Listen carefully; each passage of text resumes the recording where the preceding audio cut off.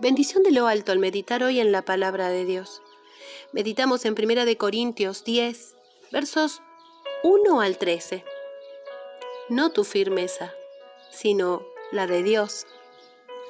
En los primeros 5 versículos de esta porción encontramos a Pablo ilustrando para nosotros aquella libertad de la que el pueblo de Dios disfrutó como nación. Libertad de la cual abusaron, enojando a Dios y teniendo que sufrir terribles consecuencias por ello. El apóstol llama a todas esas situaciones ejemplo para nosotros y las aplica a la vida de los cristianos, tanto de Corinto como a los cristianos de los días actuales. Cuidado, dice Pablo, con lo que hacen con la libertad que reciben de Cristo, no sea que haciendo lo que no conviene, como aquellos, tengan que enfrentar también duras consecuencias. Todos ellos tuvieron como referencia a Moisés, ciertamente un hombre que pudo fallar, pero nuestra referencia es Cristo. No necesitamos vivir luchando con el pecado. Cristo lo hizo por nosotros. Solo debemos aferrarnos a Cristo para ser victoriosos. Aleluya. ¿Qué dice esta porción acerca de Dios Padre, el Señor Jesucristo o el Espíritu Santo? Dios disciplina a sus hijos cuando persisten en el pecado. ¿Sabes? Muchas personas se resisten a la idea de que Dios castiga. Bueno, si tanto les molesta la palabra castigo, deberían cambiarla por la que la misma palabra de Dios usa, disciplina. Sí, Dios, como un Padre amoroso, espera que aprendamos de nuestros errores, aun si para ello debe permitir que experimentemos las duras consecuencias. Dios, en su fidelidad, nos da oportunidades para retirarnos del pecado. El pueblo de Israel había tenido muchas advertencias a través de Moisés, pero de ninguna hizo caso. Hoy, Dios continúa dándonos oportunidad a ti y a mí. Cada día es fiel dándonos la salida del pecado a través de su palabra. Meditarla y ponerla en práctica será una ávida escapatoria para no tener que experimentar la disciplina de Dios. Amén. El Señor Jesucristo es la roca que suple toda nuestra necesidad espiritual. ¡Aleluya!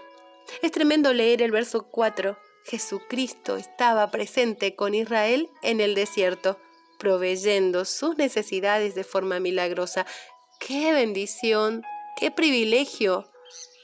El mismo del que tú y yo gozamos hoy. Gracias, mi Cristo. ¿Qué aprendemos de esta porción? Aprendemos que si persistimos en hacer lo que Dios llama pecado, entonces tendremos que enfrentar la disciplina de Dios, al igual que lo hizo el pueblo de Israel. Sí, me dirás, bueno, pero vivimos en tiempos de gracia. Es verdad, pero no debemos confundir la gracia de Dios con permisividad.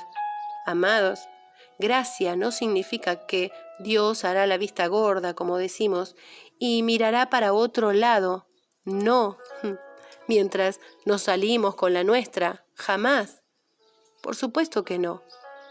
La gracia es lo que nos dará la posibilidad de cambiar antes de que Él diga basta. Y créeme, muchos en nuestros días, por no acceder a esa gracia, han experimentado el basta de Dios. Que no nos pase, que no nos pase. Aprendemos que tenemos la promesa de Dios y su estímulo para huir del pecado y vivir tratando de ser fieles a nuestro Señor. Aprendemos que debemos dejar de vivir luchando con el pecado. Esa no es la idea que Dios tuvo para nosotros. ¿Sabes? Muchos cristianos creen que luchar contra la tentación es pararse justo frente de ella e intentar ser fuertes. Para nada. Jamás podremos vivir así. No tenemos que vivir así. ¿Qué lugares frecuentas? ¿Qué películas? ¿De quiénes te rodeas? Una niña se cayó de su cama una noche y comenzó a llorar.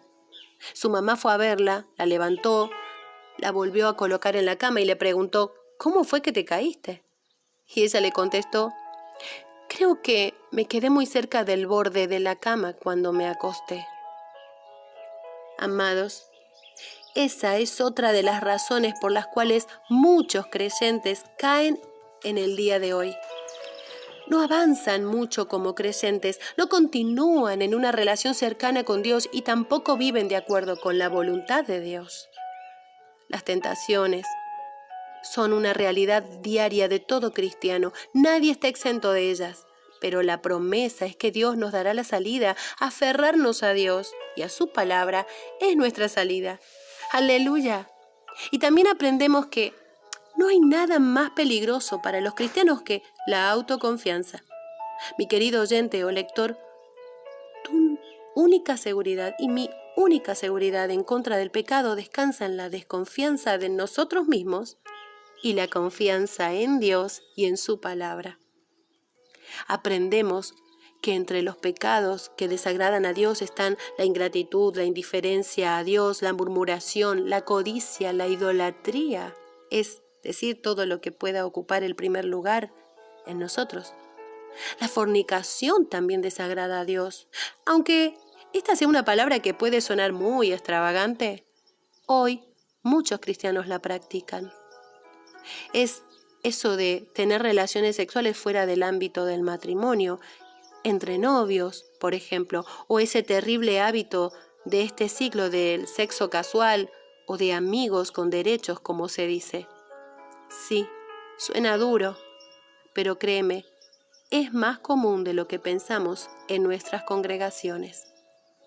Amado, amada que meditas hoy conmigo, dos cosas son importantes resaltar en la porción de hoy.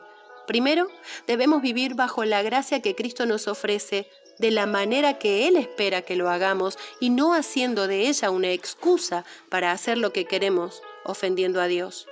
Y segundo, no necesitamos repetir los errores que otros tuvieron que enfrentar.